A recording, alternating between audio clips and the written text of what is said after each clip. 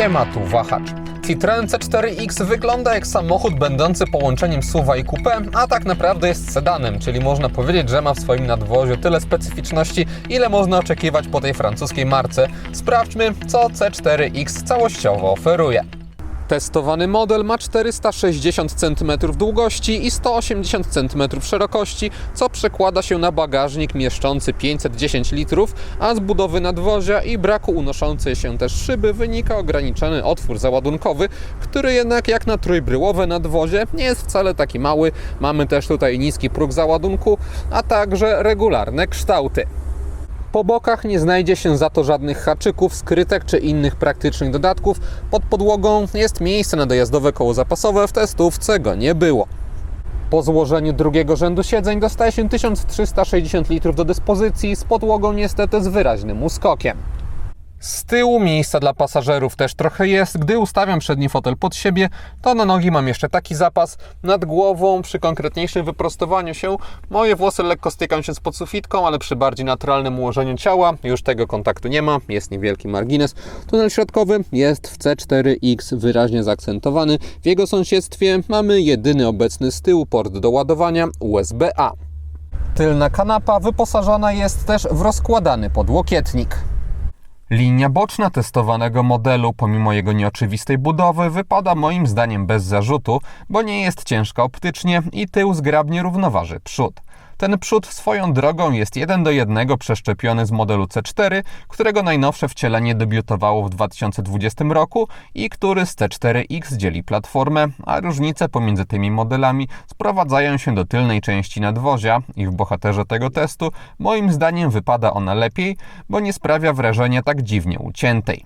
Dziwny pozostał za to front samochodu, który zdecydowanie nie będzie wzbudzał letnich emocji, tylko raczej komuś albo się spodoba, albo nie. Ja nie powiem, aby przypadł mi on do gustu w takim klasycznym tego słowa znaczeniu, że ładny i kropka, ale ma on w sobie to coś, co zwraca uwagę i ma swój urok. Do jazdy dostałem najbogatszą wersję wyposażeniową Max, a generalnie półki są w tym modelu 3, bo jest jeszcze bazowe U i środkowe Plus. Wybierając Max, jeśli chodzi o bryłę nadwozia, dostaje się w standardzie 18-calowe felgi aluminiowe o innym wzorze, a także srebrne akcenty na zderzakach i progach. W testowanym egzemplarzu za 3500 zł pojawi się czerwony lakier metalik, a 1500 zł kosztowało pomalowanie dachu na czarno, a nie w kolor nadwozia.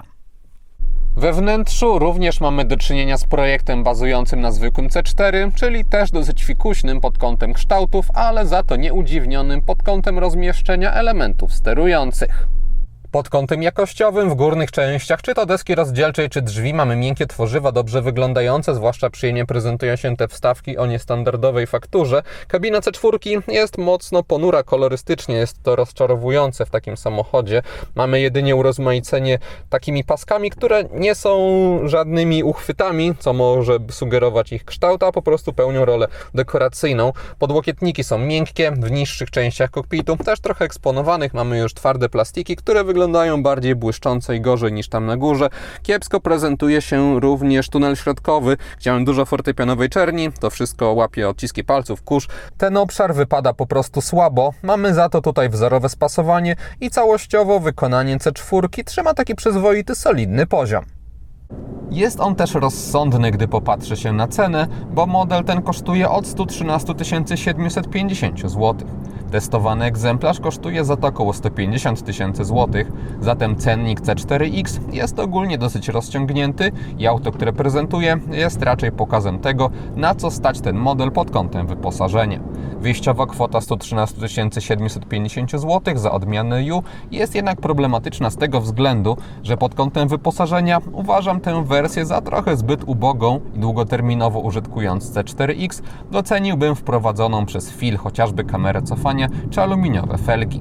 Jednocześnie podstawowe U może być zestawione tylko z bazowym silnikiem 1.2 PureTech 100 koni mechanicznych z manualem, a mocniejsze jednostki wymagają też dopłaty do FIL, więc robi się z tego dlatego już kwota minimum 130 000 złotych za egzemplarz z obecną podmaską testówki benzyną 1.2 130 koni z automatem, albo jeszcze więcej, bo testowany Citroen ma zróżnicowaną paletę napędów i można dorzucić trochę za hybrydę czy diesla, a zwłaszcza za elektryczne wcielenie EC4X, które z ceną oscylującą wokół 200 000 złotych jest już propozycją z zupełnie innego finansowego świata.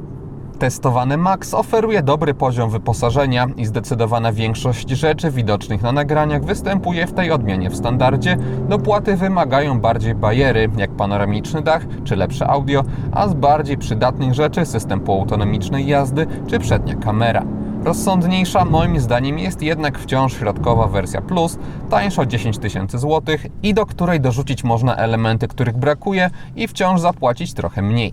Myśląc jednak o lepiej doposażonym C4X w wersji Max z benzyną, to można mieć go też za 1557 zł netto miesięcznie w leasingu operacyjnym oferowanym przez partnera Wahacz TV firmę Carlis Polska. Taką ratę uzyskać można przy 20% wpłacie własnej, 4-letnim okresie leasingu i wykupie końcowym 30%. Dodatkowo widzowie kanału, wpisując w uwagach do zamówienia na stronie kod Wahacz Free, mogą uzyskać podstawienie za darmo wybranego auta pod wskazany adres. Link do oferty wraz z kodem do skopiowania znaleźć można w opisie filmu. Benzyna PureTech 130 koni ma sporą konkurencję w gamie C4X, bo i diesel i hybryda operują w podobnym przedziale mocy, broni się za to niższą ceną. Ja z innymi układami napędowymi w tym modelu nie miałem styczności, więc porównań nie będzie i po prostu skupię się na wrażeniach z użytkowania silnika benzynowego i pod kątem kultury pracy mamy tutaj do czynienia z typowym poziomem dla trzycylindrowych silników 1.2 PureTech, to znaczy jak na współczesne standardy ma on dosyć warkoczącą charakterystykę chociażby podczas wkręcania się na obroty. Osobiście mi to nie przeszkadzało, bo dźwięk nie jest ani nieprzyjemny, ani zbyt głośny, więc traktuję to bardziej jako cechę, a nie wadę PureTech, no ale fakt zostaje, że jeśli ktoś szuka bardziej wygładzonej trzycylindrowej benzyny, to musi to robić pod innym adresem. Jeśli chodzi o dynamikę, to testowany egzemplarz tak przyspieszał od 0 do setki.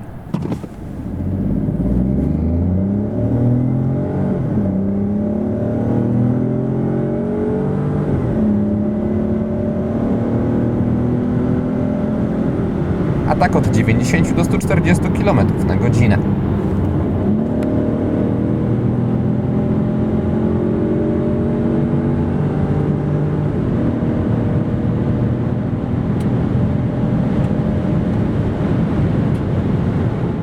Osiągi, które gwarantuje 130 koni mechanicznych w C4X, są moim zdaniem ok, jak na samochód, który nie ma żadnych sportowych aspiracji, bo jadąc w mieście, bez względu na obroty, mamy dobrą żwawość, pozwalającą na bezstresowe podróżowanie.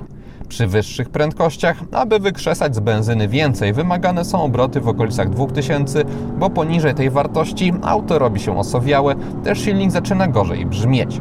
Na szczęście, nawet w trybie normalnym pracy układu napędowego, 8-biegowy automat, który zestawiony jest z PureTech 130 koni, sprawnie robi redukcję i jadąc poniżej 100 km na godzinę, obroty zazwyczaj lądują w przedziale 2-2,5 tysiąca, a na drogach szybkiego ruchu częściej trafiają się zmiany biegów do obrotów 3-3,5 tysiąca. Czasami przyznam, byłem aż zaskoczony, że w tak niesportowym aucie, tak lekko wciskając gaz, można wywołać takie reakcje skrzyni. No ale najważniejsze jest to, że nie przesadza ona z obrotami tak, aby silnik nagle zaczął wyć, a także dzięki takiemu zestrojeniu dostępność dynamiki jest dobra i czuje się, że komputer stara się wycisnąć wszystko ze 130 koni mechanicznych, jakimi dysponuje. Przekłada się to na fakt, że 130-konną benzyną bez problemów jeździłem w różnych warunkach i trzymałem rozsądne tempo. Skrzynia poza tym gwarantuje odpowiednią płynność, chociaż czasami podczas ostrzejszego hamowania czy przyspieszania albo tocząc się w korkach z minimalną prędkością, poczuć można momenty zmiany biegów. Nie powiem, aby jakoś realnie mi to dokuczało, bo są to sporadyczne sytuacje, a zazwyczaj wszystko jest ok. Gdy podróżowałem testowanym modelem po Warszawie, to zużywał mi on około 7 litrów na 100 km. Na zwykłych drogach poza miastem komputer pokładowy pokazywał okolice 5,5 litra, na ekspresówkach 6,5 litra. Zatem diesel i hybryda pewnie wyciągną lepsze wyniki, ale decydując się na 1.2 PureTech, też można liczyć na akceptowalne spalanie. Pomijając silnik, wrażenie z jazdy C4X są moim zdaniem pozytywne ze względu na zestrojenie układu kierowniczego, gdzie dostaje się dosyć lekko, za lekko jak na mój gust, pracującą kierownicę, a także spore, ale nie tworzące na szczęście nieprzyjemnej gumowatości wygładzenie reakcji na jej ruchy. W efekcie otrzymujemy auto, które sprawia wrażenie pewnej żywowości, której bardziej spodziewałbym się po jakimś małym modelu, a nie sedanie mającym ponad 4,5 metra i przyjemnie się nim jeździ. Takie zestrojenie układu kierowniczego przydaje się również w mieście, bo tam Citroenem można sprawnie manewrować, dodatkowo mamy w nim dobrą zwrotność.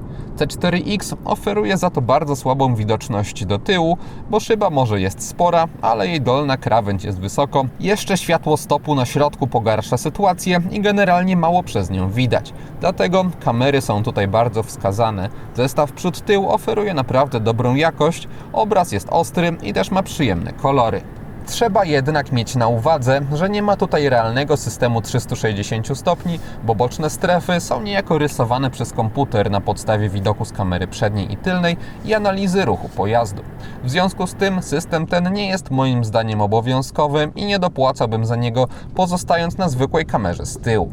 Bardziej poza miastem docenić można zawieszenie C4X, które jest zaprojektowane po francusku, z miękkim i lekko bujającym się wybieraniem nierówności. Przekłada się to na duży komfort, ale też występujące przechyły podczas pokonywania zakrętów, jednak jadąc w normalnym stylu nie są one problematyczne i sztywność jest dobrze dopasowana do tego, na co może sobie pozwolić układ kierowniczy i do stylu jazdy, którego zachęca testowany Citroen. Całościowo podoba mi się zestrojenie układu jezdnego w C4X, bo jest to wygodny, ale nie aż tak nudny w prowadzeniu model.